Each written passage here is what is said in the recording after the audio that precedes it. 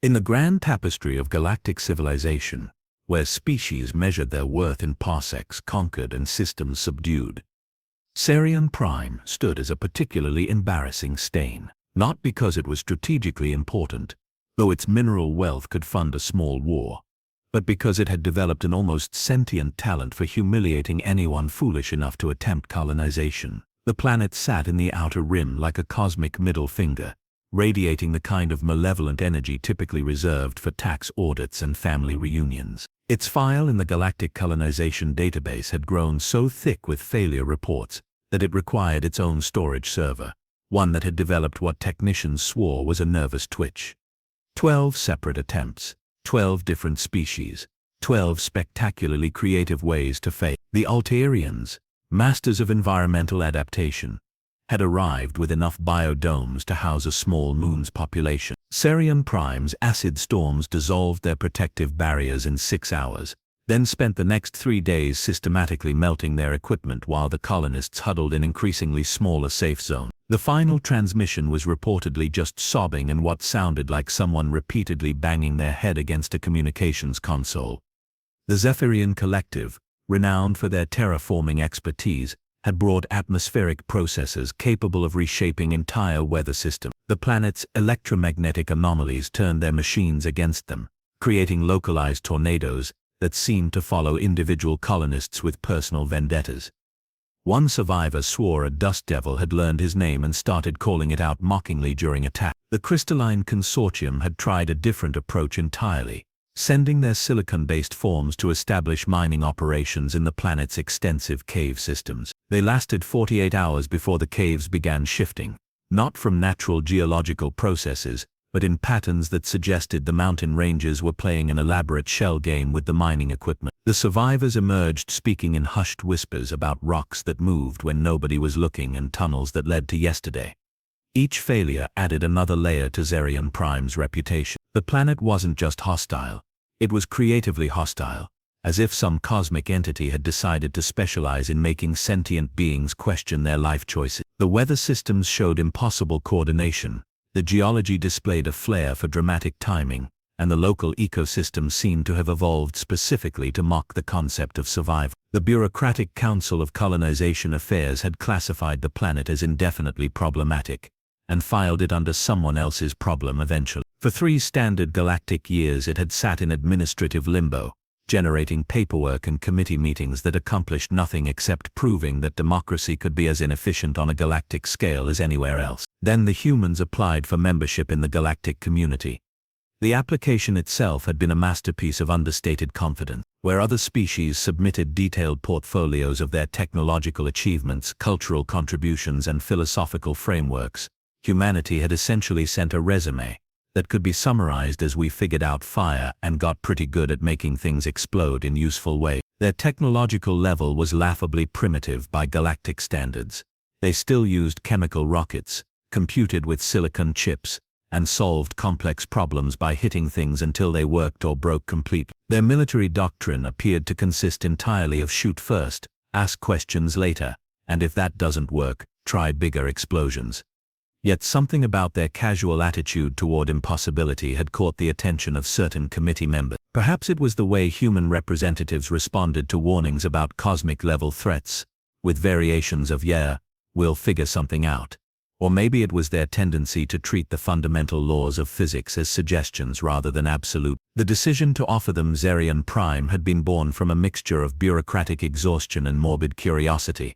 If humanity failed, which was statistically certain, at least they'd fail in new and interesting ways. If by some miracle they succeeded, well, the Council could always claim they'd recognized human potential all along.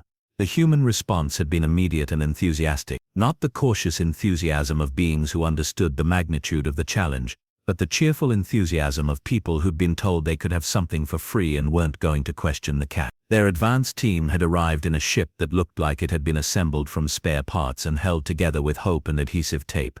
The delegation from the Bureaucratic Council, present to witness what they assumed would be humanity's spectacular introduction to galactic-level failure, watched in fascination as the humans disembarked without environmental suits, sealed habitats, or apparently any awareness that they were stepping onto a planet that had turned killing colonists into an art form. The team leader, a woman whose qualifications seemed to consist primarily of having survived several wars and maintaining an unsettling level of optimism about situations that should have been terrifying, had looked around at Xerion Prime's hellish landscape and commented, "Bit gloomy, isn't it? Still, I've seen worse."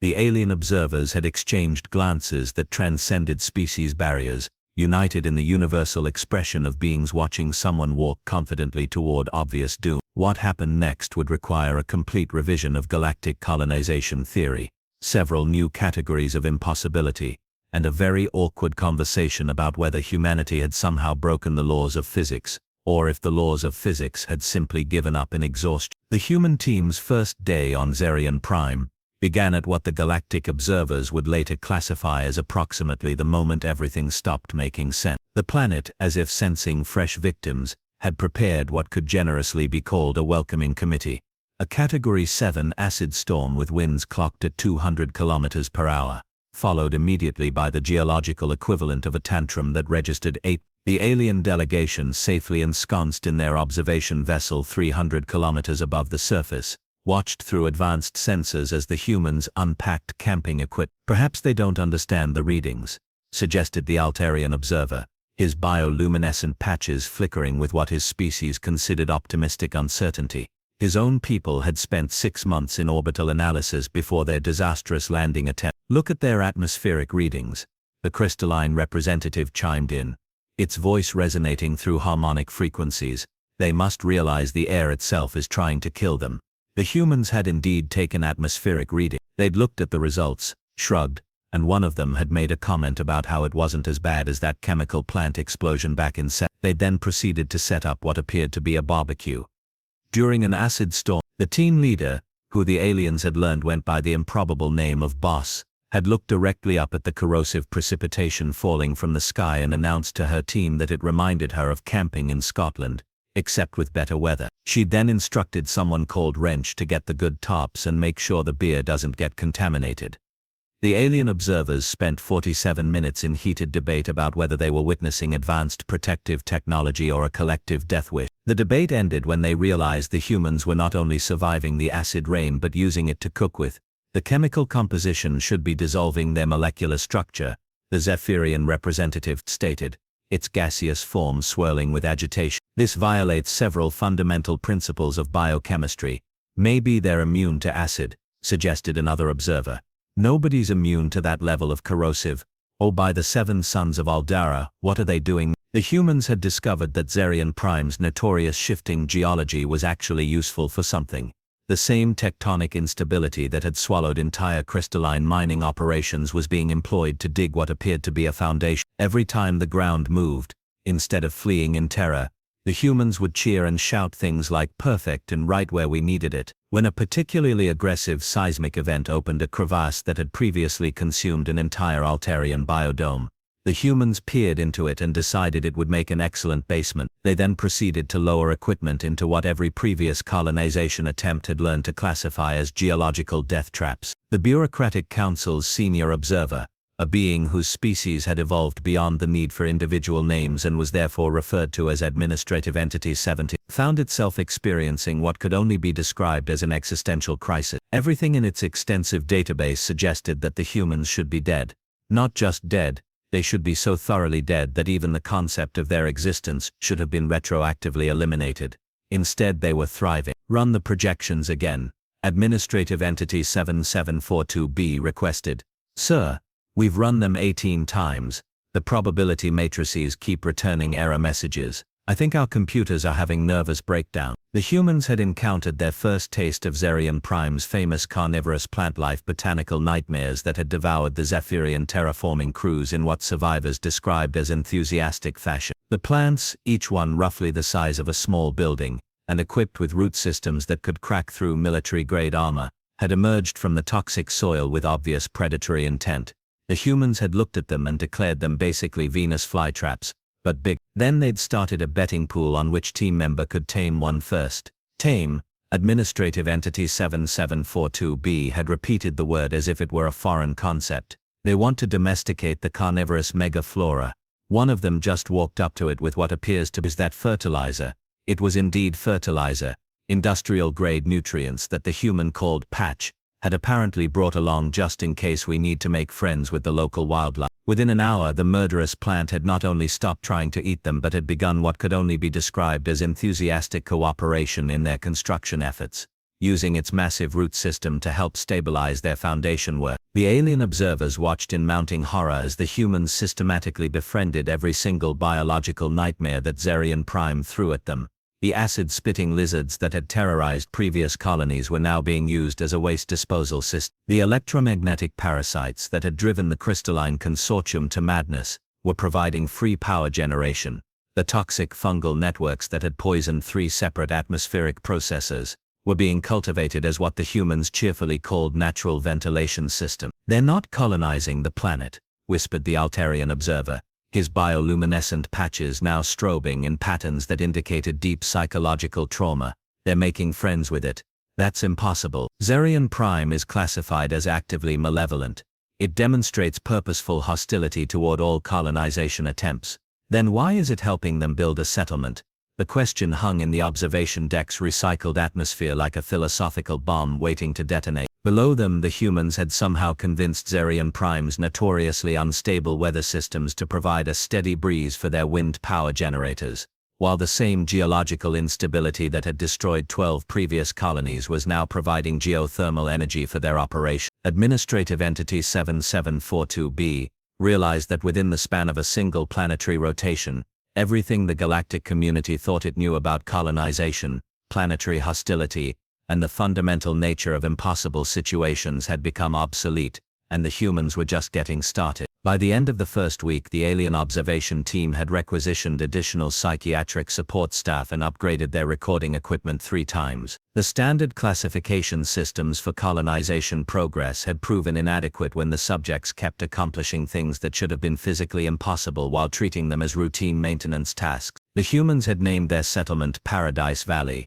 which would have been ironic if not for the disturbing fact that they seemed to genuinely mean it. What had been a hellscape of competing environmental hazards was rapidly transforming into something that looked suspiciously like a functional colony, albeit one that operated on principles that violated everything the galactic community thought it understood about physics and basic survival instincts. The atmospheric processes that had failed so spectacularly for previous colonists sat in neat piles, having been declared overthinking the problem by boss. Instead, the humans had simply started breathing the local atmosphere after determining it was not as bad as Los Angeles on a smog day. When pressed by increasingly frantic observers about the toxic particulate levels, one human had explained that their species had evolved in environments that were pretty much trying to kill us anyway, so a little acid rain was basically Thursday. Administrative Entity 7742b had spent considerable processing power trying to understand this reference to Thursday and had concluded that human temporal designations were somehow weaponized against logic itself. The real breakthrough had come when the humans encountered Xerion Prime's crown jewel of hostility, the Maze of Eternal Despair. Previous colonial surveys had identified it as a massive geological formation that actively reconfigured itself to trap and psychologically torment anyone who entered. The crystalline consortium had lost an entire exploration team in its shifting corridors, while the Zephyrian collective's atmospheric scouts had emerged speaking in riddles about doors that led to yesterday's regrets. The humans had taken one look at the maze and declared it the perfect place for a shopping center. Shopping center? Administrative Entity 7742b had queried, its translated speech patterns stuttering with incomprehension. Yeah, loads of space, natural climate control, and the layout changes regularly so customers don't get bored, Boss had explained cheerfully, as if she were discussing weather patterns instead of a reality-warping death trap. Wrench thinks we can get the corridors to reconfigure on a schedule if we feed the right frequency into the quantum resonance points. The entity that called itself Wrench had, impossibly, been correct. Within 72 hours they'd not only mapped the maze's reconfiguration patterns but had begun using them as a transportation network. The same spatial anomalies that had driven previous explorers to madness were now providing express routes between different sections of the settlement, complete with what the humans had installed as emergency stops and scenic overlook. The alien observers had given up trying to explain why this shouldn't work and had instead focused on documenting the proceedings with the grim dedication of beings witnessing the fundamental laws of reality filing for early retirement. The humans' approach to Xerion Prime's famous temporal distortions had been particularly enlightening. Where other species had lost expedition members to what appeared to be localized time loops, the humans had discovered that these anomalies were basically free extended weekends. They'd set up their recreational facilities in the affected zones, allowing their work crews to enjoy what they called overtime without the overtime pay. They're using chronological instabilities for vacation time, the Altarian Observer reported, its bioluminescent patches, now permanently stuck on what its species considered the frequency of philosophical surrender. That's not how temporal mechanics work.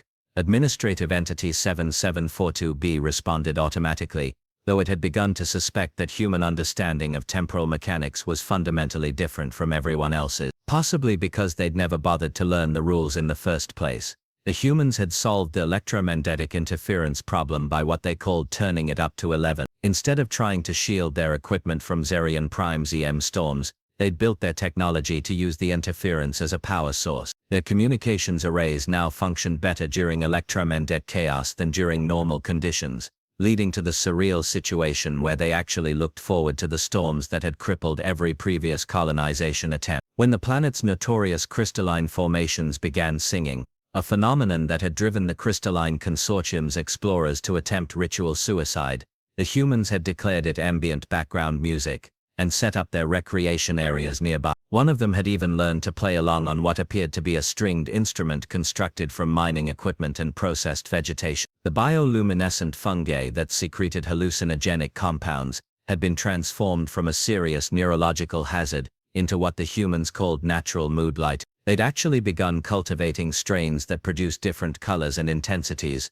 turning what had previously been classified as a Class 4 biological hazard into an interior design feature. Administrative Entity 7742B had been forced to create entirely new categories in its reporting system. Traditional classifications like hostile environment, lethal hazard, and incompatible with biological life had been replaced with increasingly desperate descriptors like somehow beneficial to humans, inexplicably cooperative with human activities, and appears to be enjoying itself. The tipping point had come when Xerion Prime's weather control systems, the same atmospheric manipulation networks that had crushed previous colonies with precisely targeted natural disasters, had begun responding to human requests. Not demands, not technological overrides, but polite requests delivered through what appeared to be a combination of interpretive dance, strategic placement of wind chimes, and what Boss called positive reinforcement.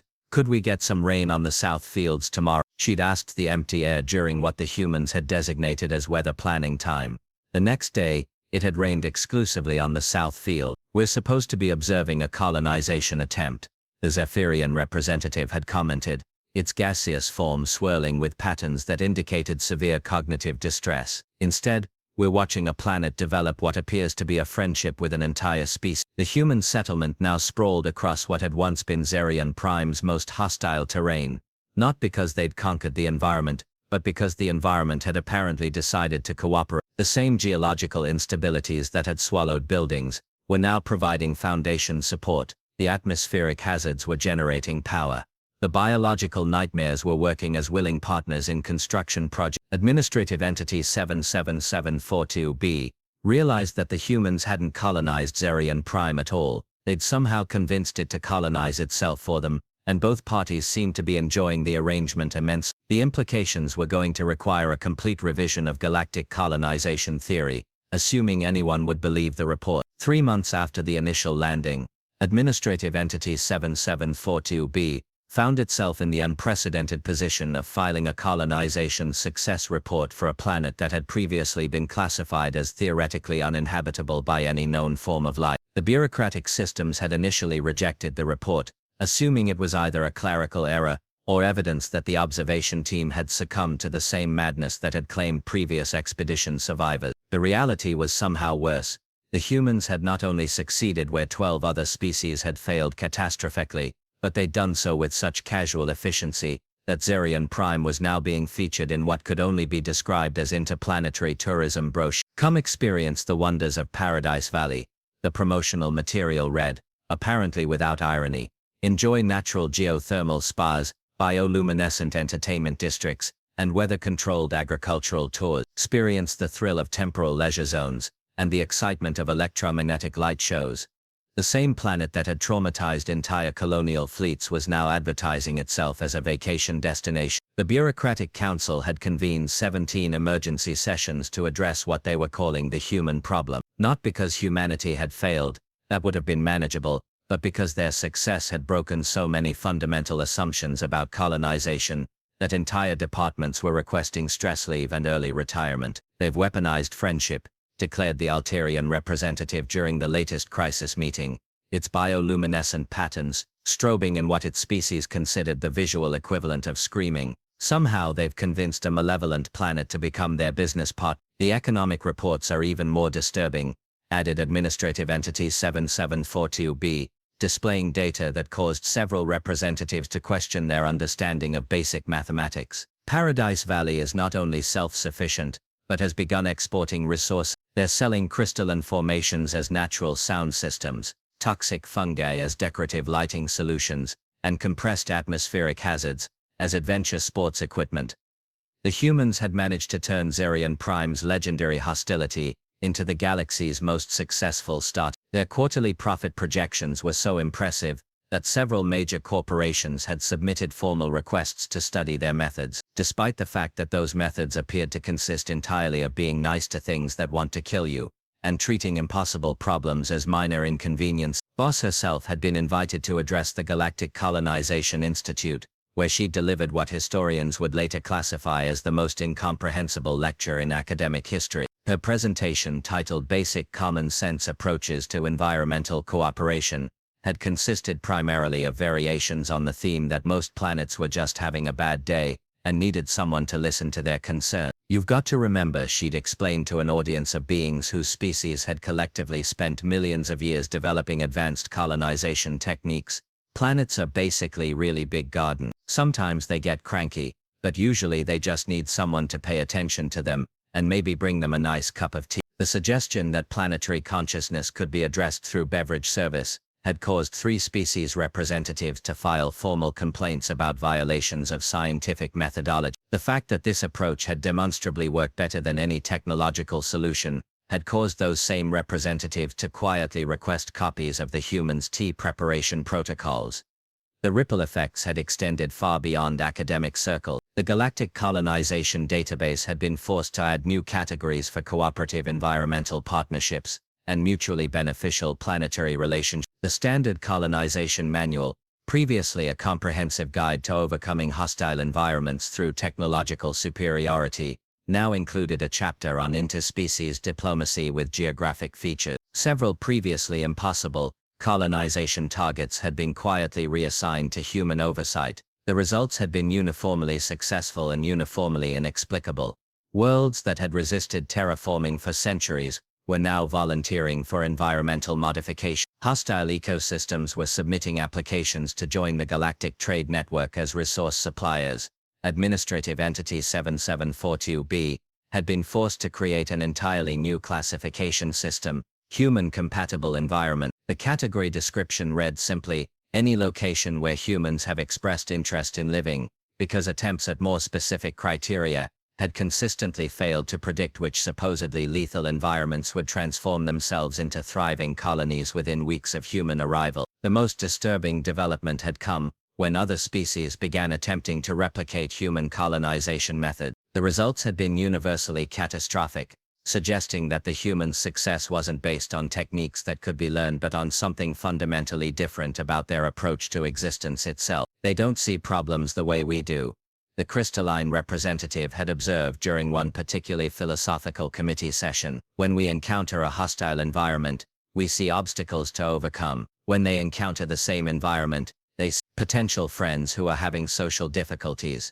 That's not how reality works, Administrative Entity 7742B had responded, though it was beginning to suspect that human reality operated on entirely different principles from everyone else's version. The final blow to galactic understanding had come when Paradise Valley submitted its application to host the next intergalactic colonization conference. The planet that had been the galaxy's most embarrassing failure was now volunteering to teach other worlds how to be more welcoming to visitors. Administrative Entity 777-B reviewed its files one final time before transmitting the quarterly report. 12 species had attempted to colonize Xerion Prime, using the most advanced techniques available to galactic civilization. All had failed spectacularly, providing valuable data about the impossibility of the task. Then humanity had arrived with camping equipment and positive attitudes, and within months had established not just a successful colony, but a thriving civilization that the planet itself seemed eager to support. The conclusion was inescapable, though it violated everything. Administrative Entity 777-B had been programmed to understand about logic, probability, and the fundamental nature of existence. When it came to colonization, the most advanced species in the galaxy had been doing it wrong the entire time. The humans, with their primitive technology and casual disregard for impossibility, had been doing it right all along. They'd just been too polite to mention it. Sometimes, Administrative Entity 7742-B realized as it filed the final report, the most alien thing about First Contact wasn't the aliens. It was discovering that everything you thought you knew about the universe had been missing the point entirely. The real question now was whether the galaxy was ready to learn from the species they'd initially dismissed as primitive. Based on the preliminary reports from other human colonization efforts, that education was going to be mandatory, whether they wanted it or not. Paradise Valley's success hadn't just solved the Xerion Prime problem, it had revealed that the problem had never been Xerion Prime at all. It had been everyone else's approach to solving problems that planets didn't actually want solved in the first place. The humans had simply asked nicely. Everything else had followed naturally from there.